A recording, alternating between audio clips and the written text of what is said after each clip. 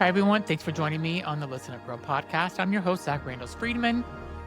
We have a shift that's happening in today's news because, yes, there's a lot happening right now that feels heavy, political, and tense. But that's not the whole story.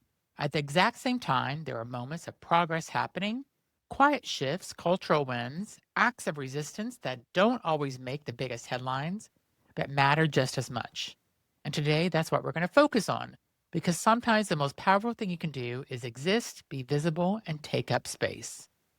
Our first story is same-sex couples shift. So let's start with something that might sound like a small stat, but actually says a lot. New data from the U.S. Census Bureau shows that female same-sex couples now outnumber male same-sex couples in the United States. Now, if you're just hearing that headline, you might think, okay, interesting. But when you look at the history, it becomes much more meaningful. Back in 2005, male couples made up 54% and female couples were around 45%. And same-sex marriage, only legal in Massachusetts. That's it, one state. So what changed over the past 2 decades? Visibility, acceptance, and honestly, safety. Because people don't openly live unless they feel like they can. And for a long time, many people, especially women in same-sex relationships, were less likely to report publicly identify. So this shift isn't just about numbers, it's about more people feeling comfortable saying, this is who I am, this is my relationship, and this is what matters.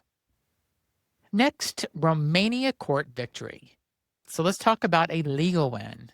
Again, positive news, because those matter too.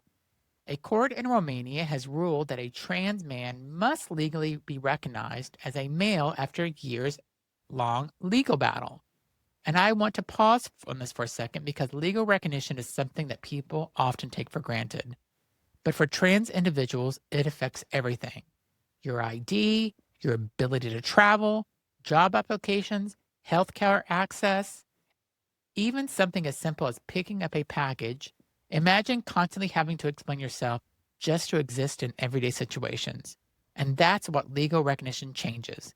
And in countries where LGBTQ rights are still limited, these victories are humongous. They set precedents, they create momentum, and they show that change is possible even if it takes time. So congratulations to the person in Romania that is now being recognized for who he is. Next, in Tennessee, a library director was fired. So let's move into a story about resistance. In Tennessee, a library director was fired after refusing to remove over 100 books, many of them with LGBTQ plus themes, from public access. But she called the directive what it was, viewpoint discrimination, and she refused to comply. Now, losing your job over something like this, that's not a small decision. That's standing on principle.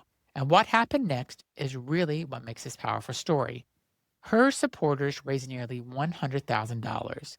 That's not just financial support. That's people saying, we see what you did and we stand with you. Because this isn't just about books. It's about access to ideas. It's about who gets to decide what stories are allowed to exist.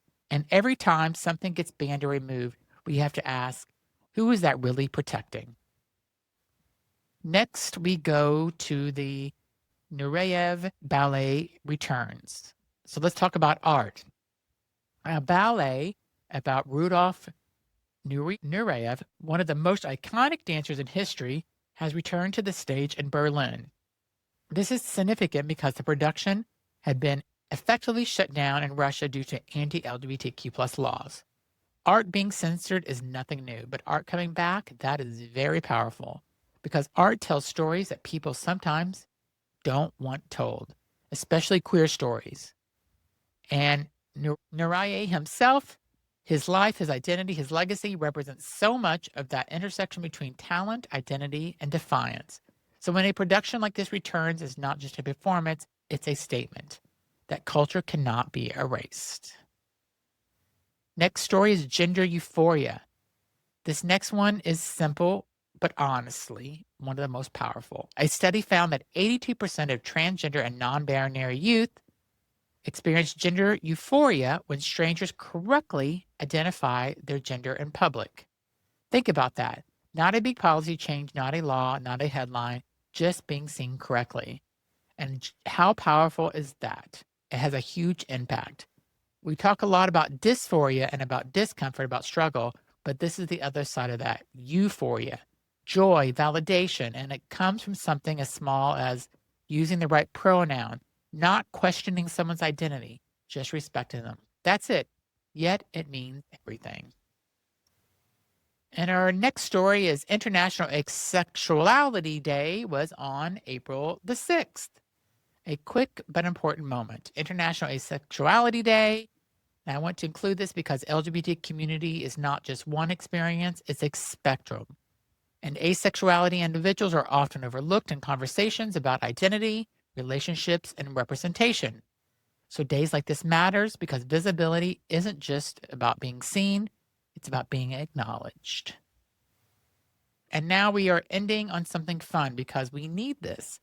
Chapel Rowan's Pink Pony Club was played as a wake-up call for astronauts aboard the current mission from the United States going around the moon and back to Earth. Yes, in space. Now, unfortunately, it cut off before the chorus, which honestly feels like a missed opportunity. Even the astronauts were like, wait, wait, that's it? But still, just take a moment. Queer pop music in space and where we were. And if that doesn't make you smile a bit, I don't know what will. So here's the takeaway from today. Progress doesn't look dramatic. Sometimes it's a data shift, a court ruling, a librarian standing her ground, a performance returning to the stage, or a moment recognition in everyday life. And sometimes it's just a song playing in space.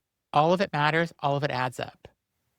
Thank you for listening to the Listen Up Girl podcast. Don't forget to follow, share, and please leave a comment. And if you want to see the next episode, join in tomorrow because I'll be back with more LGBTQ plus news.